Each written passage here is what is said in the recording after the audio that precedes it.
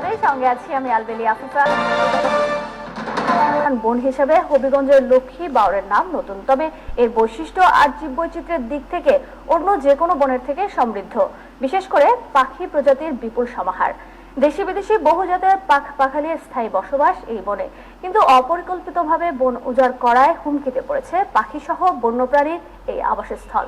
আব্দুল আলিম শাহর 3 পর্বের ধারাবাহিক প্রতিবেদনের আজ 3য় পর্ব। ছবি তুলেছেন শ্যামানন্দ শ্যামল।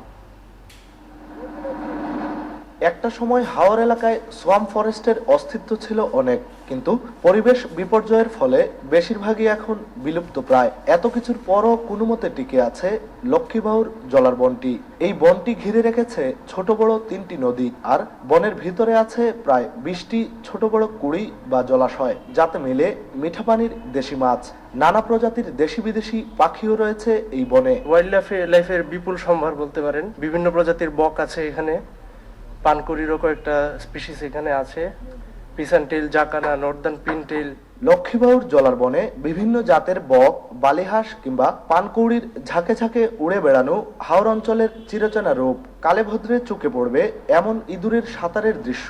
যারা প্রকৃত পাখি প্রেমিক বা প্রকৃতি প্রেমিক তারা হয়তো সেটার আসল ছাড়টা নিতে পারবে, বাট অনেকেই পিকনিকের নামে বা আনন্দ উদযাপন করার নামে এসে কিন্তু ধীরে ধীরে এটার একটা ক্ষতি সাধন করবে। তবে এই বনটি সরকারিভাবে সংরক্ষিত না হলেও পঞ্চায়েত প্রথায় এখানে পাখি শিকার শাস্তিযোগ্য অপরাধ। পাখি শিকারে ধরা পড়লে 5,000 টাকা অর্থদণ্ডের বিধান রয়েছে পঞ্চায়েতের আইনে। পাখি হারতো, মানুষও দেখতো, কেউ পাখি মারতো না। সরকারেরও নিষেধ, আমরাও নিষেধ। পরিবেশবাদীদের পরামর্শ, বনে সাধারণের অবাধ যাতায়াত বন্ধ করে বিশেষায়িত বন হিসেবে সংরক্ষণ করতে হবে।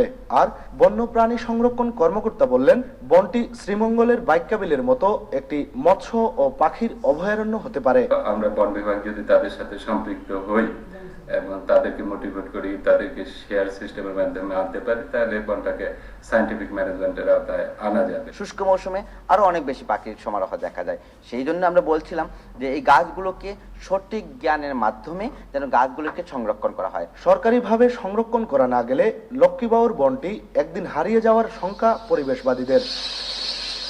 Abdul Alim Shah, SA TV, Baniachong, Habiganj.